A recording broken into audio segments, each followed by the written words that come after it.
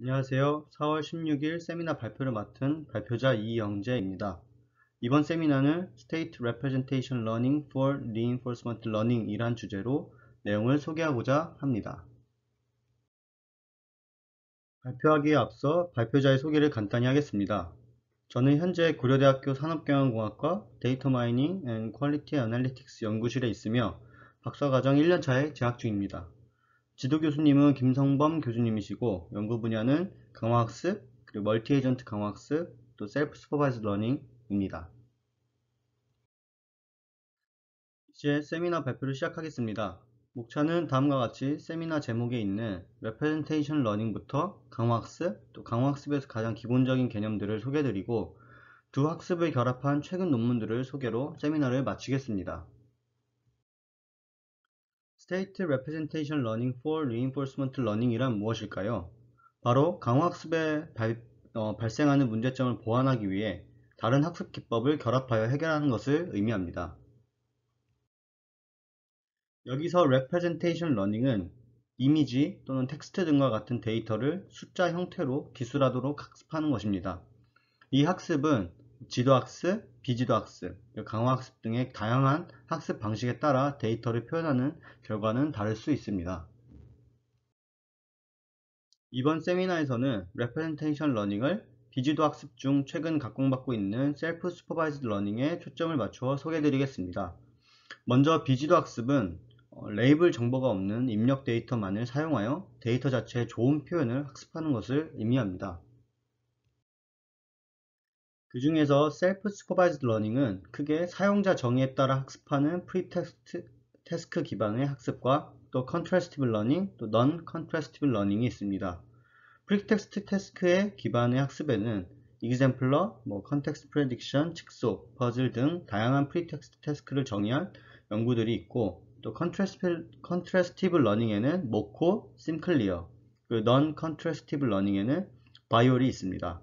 향후 소개해드릴 논문들은 contrastive learning 그리고 non-contrastive learning의 방법을 사용하기 위해 모코부터 바이올에 대한 간단히 설명드리겠습니다.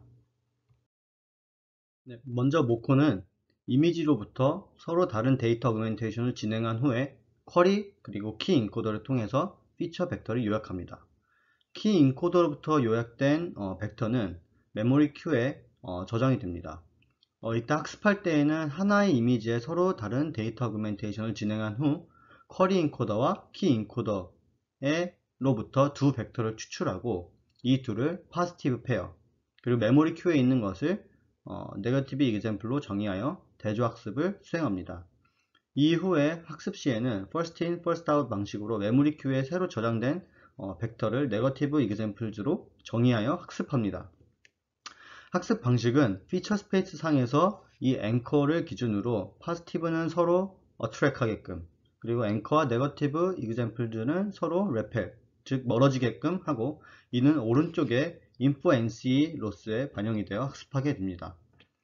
네트워크 파라미터의 업데이트 방식에서 먼저 쿼리 인코더는 그레디언트 디센트를 수행하고 키 인코더는 학습한 쿼리 인코더의 파라미터와 키 인코더의 파라미터를 가중합하여 업데이트하게 됩니다. 이를 논문에서는 모멘텀 업데이트라고 부릅니다. 심클리어는 네거티브 examples를 메모리 큐가 아닌 배치 사이즈로 대체를 합니다. 이 심클리어도 모코랑 동일하게 이미지로부터 서로 다른 두 개의 데이터 어그멘테이션을 수행합니다. 이때 배치 사이즈가 라지 n일 경우에는 학습에 사용되는 데이터의 수는 데이터 어그멘테이션의 효과로 2n개가 됩니다. 이 심클리어에서는 쿼리 그리고 키 인코더를 따로 두지 않고 하나의 인코더를 하나의 네트워크를 카피하는 방식으로 수행하기 때문에 모든 데이터의 피처 벡터를 추출할 때 동일한 파라미터의 네트워크로부터 얻게 됩니다. 학습 방식은 모코와 동일한 InfoNC 로스를 사용하여 수행합니다. 바이올은 모코, 심클리어와 달리 포지티브 페어만 정의하기 때문에 Non-Contrastive Learning으로 분류됩니다. 포지티브 페어는 한 이미지로부터 서로 다른 두 개의 데이터 어그멘테이션을 수행하여 정의합니다. 이 바이올은 여기서 온라인 네트워크와 타겟 네트워크로 구성하고 타겟 네트워크의 파라미터 업데이트는 모코와 동일하게 모멘텀 업데이트를 수행합니다. 이때 사용하는 로스 함수는 각 네트워크로부터 나온 피처 벡터를 먼저 정규화, 즉 노멀라이즈 하여 이 둘 간의 차이를 최소화하는 방향으로 수행합니다. 또한 로스를 대칭화시키기 위해 사용한 데이터 어그멘테이션을 스위치하여 로스를 한 번 더 계산하고 이 두 로스를 합하여 토탈 로스를 구성합니다.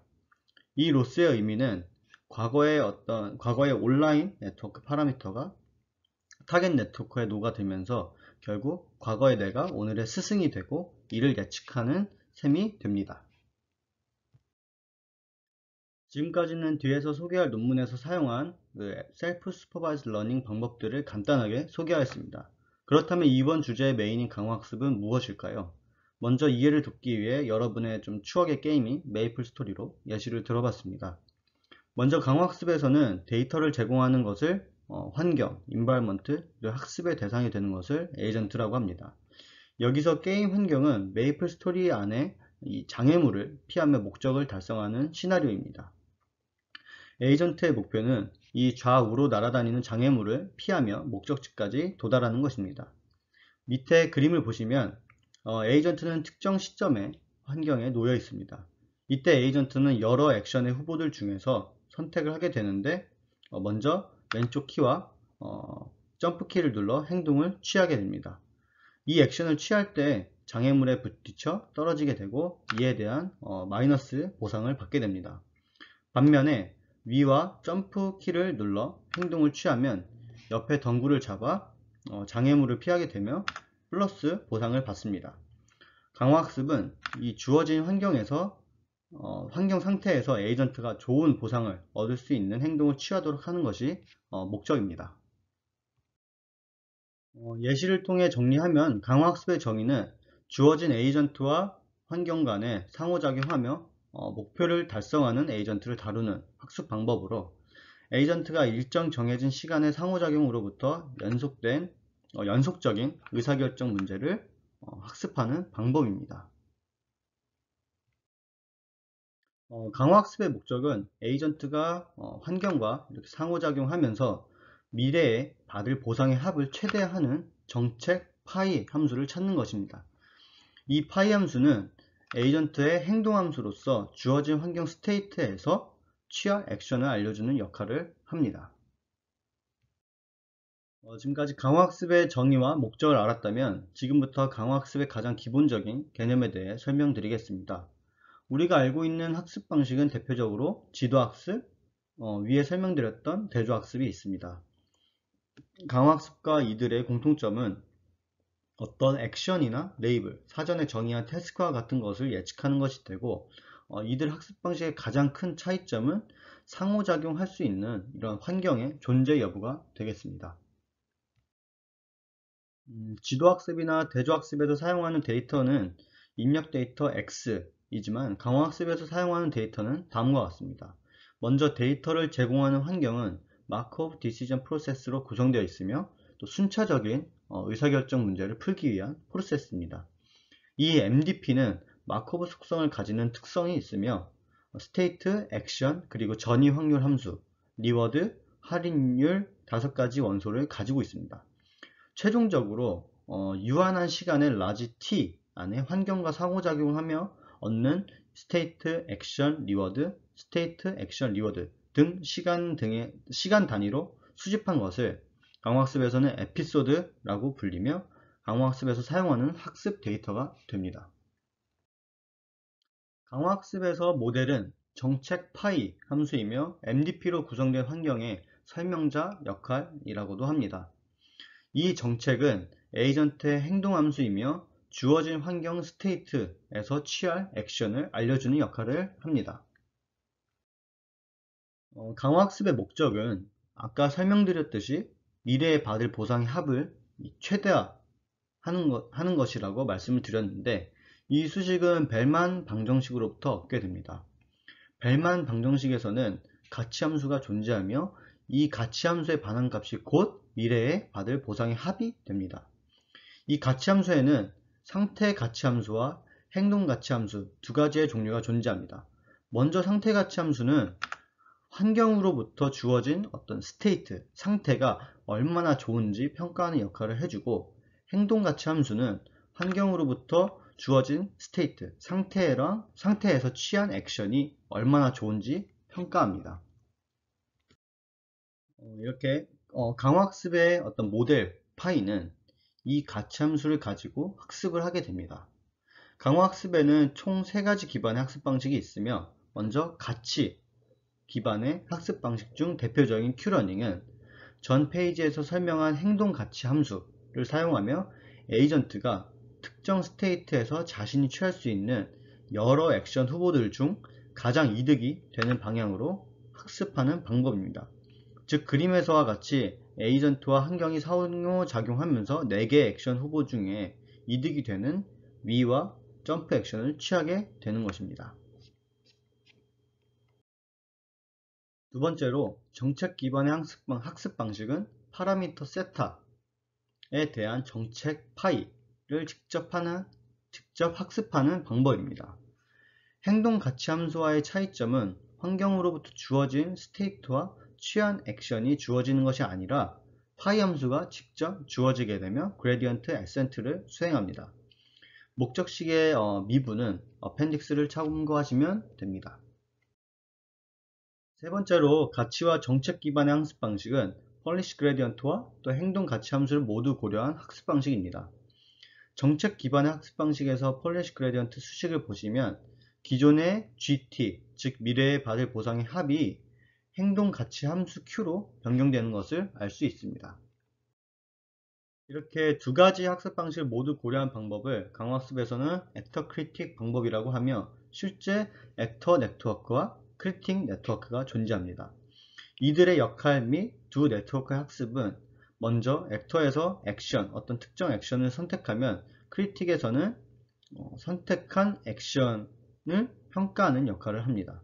그런 다음에 크리틱에서 파라미터 V를 업데이트한 후에 크리틱이 제한하는 방향으로 액터 파라미터의 세타를 업데이트하게 됩니다. 지금까지 강화학습에 대한 학습 데이터, 모델, 목적, 학습 방식에 대해 설명드렸습니다. 강화학습은 에이전트와 환경이 서로 상호작용하며 데이터를 수집하기 때문에 학습할 때 사용하는 데이터의 효율성을 고려해야 합니다.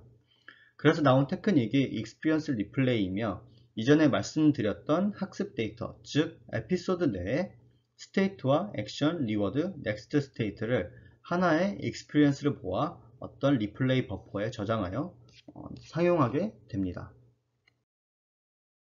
이때 강화학습 모델인 정책 파이에는 온폴리시와 또 오프폴리시로 구분되며 학습할 때 익스피리언스 사용 방식이 다릅니다.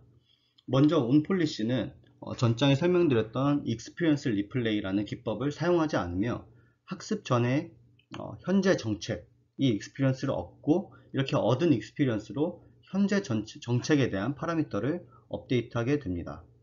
이 온폴리시의 단점은 학습 전에 현재 정책으로부터 얻은 익스피리언스를 가지고 업데이트를 하기 때문에 샘플 분포 자체가 현재 정책에 굉장히 의존적이게 됩니다.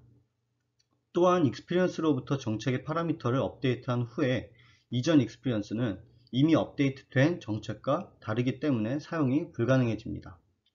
이 의미는 이전에 이미 의사결정된 익스피리언스와 업데이트된 정책으로부터 의사결정이 서로 상이해져 환경으로부터 주어진 스테이트에서 이상한 액션을 취할 가능성이 높아집니다. 또한 온폴리시의 학습 방식은 학습 도중 정책이 발산하거나 또 로컬 옵티멀에 수렴할 가능성이 높아집니다. 반면 오프폴리시는 온폴리시와 다르게 익스피리언스 리플레이 기법을 활용할 수 있습니다. 즉, 환경과 에이전트가 상호작용하며 얻은 이 익스피리언스들을 저장해두고 꺼내어 사용합니다. 오프폴리시가 익스피리언스를 사용할 수 있는 이유는 비헤이비어 폴리시 그리고 타겟 폴리시로 분리되어 학습을 진행하기 때문입니다.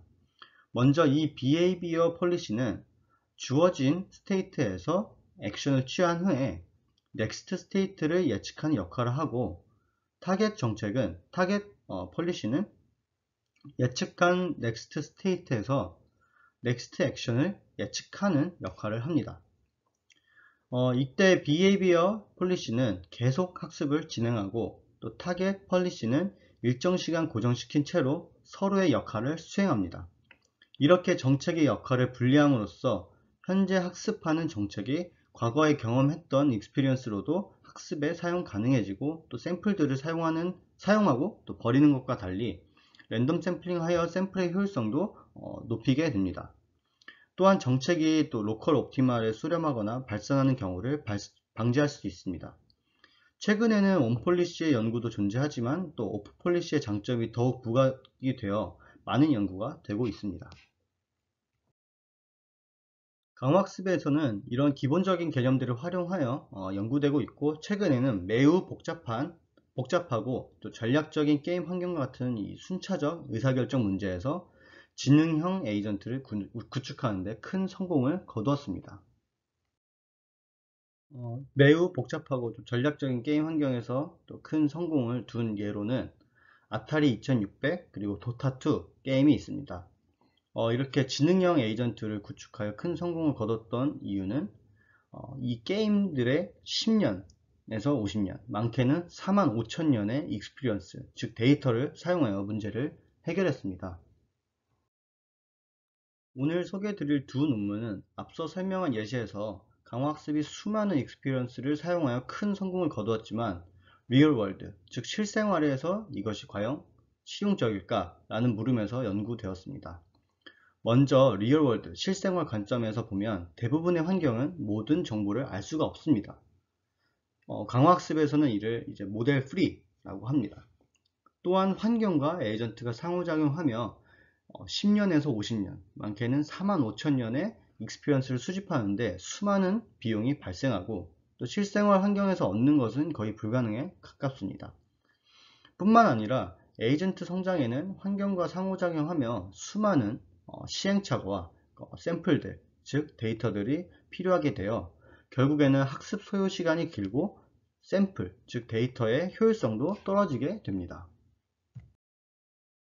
미래의 리얼월드, 실생활에 적용하기 위해서는 최대한 학습 소요 시간을 줄이고 샘플의 효율성을 높이는 것이 이 강화학습 연구에서는 중요한 부분 중 하나입니다.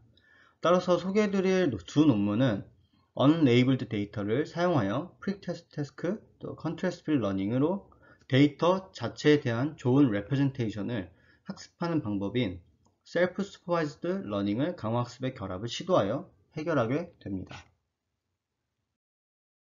먼저 첫 번째 소개해드릴 논문은 Contrastive Unsupervised Representations for Reinforcement Learning, 즉 퀄로 버클리 베어에서 연구되었고 2020년 ICM에 채택된 논문입니다. 2021년 4월 15일 기준으로는 약 78회 정도 인용이 된 논문입니다. 이 퀄 논문에서는 강화학습의 방법론을 가치 기반의 학습 방식인 Efficient Rainbow 방법론을 사용하였고, Self-Supervised Learning 방법은 모코를 사용하여 결합하였습니다. 퀄은 먼저 쿼리 인코더와 키 인코더, 즉 모코와 동일하게 네트워크가 구성이 되어 있고, 각 타임 스텝별로 익스피리언스를 이 리플레이 버퍼에 저장합니다. 학습할 때에는 미니 배치 사이즈만큼 샘플링하고 각 스테이트별로 서로 다른 두 개의 데이터 어그멘테이션을 적용합니다. 이렇게 동일한 스테이트 혹은 이미지로부터 나온 두 이미지는 포지티브 페어, 이외에는 네거티브 이그젬플로 정의하고, 쿼리 인코더에서 추출한 피처 벡터를 강화학습과 그리고 셀프 슈퍼바이즈 러닝에 사용합니다. 로스 함수는 강화학습으로부터 계산된 로스와 그리고 셀프 슈퍼바이즈 러닝으로부터 계산된 로스에 람다를 곱한 로스를 더하여 구성하고 이로부터 학습을 수행합니다. 컬은 일반적인 셀프 슈퍼바이즈 러닝 논문과 달리 전위 학습을 수행하는 것이 아니라 강화학습과 이 셀프 슈퍼바이즈드 러닝을 동시에 수행하는 원 스테이지 방식입니다. 여기서 키 인코더의 파라미터는 모코와 동일하게 모멘텀 업데이트를 적용하여 업데이트합니다. 퀄 논문에서는 강화학습 방법론에 또 모코 방법을 결합하였고 26개의 아타리 2600 게임을 사용하여 성능을 평가했습니다. 이때 학습 소요 시간을 고려하고 또 샘플 효율성의 향상을 보여주기 위해 10만 타임 스텝으로 한정하여 학습했습니다. 그 결과 26개의 게임 중에 7개의 게임에서 좋은 결과를 보여주었습니다. 두 번째 소개해드릴 논문은 Data Efficient Reinforcement Learning with Self-Predictive Representations 이며 밀라 연구소에서 2020년에 발표한 논문입니다. 2021년 4월 15일 기준으로 약 2회 정도 인용되었습니다. 이 논문은 앞으로 SPR이라고 부르겠습니다.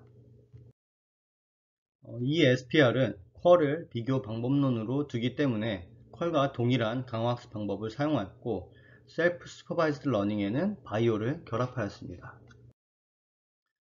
이 SPR은 온라인 인코더와 또 타겟 인코더로 구성되어 있고 각 타임 스텝별 익스피리언스를 리플레이 버퍼의 저장 및 미니 배치 사이즈만큼 샘플링하여 사용합니다.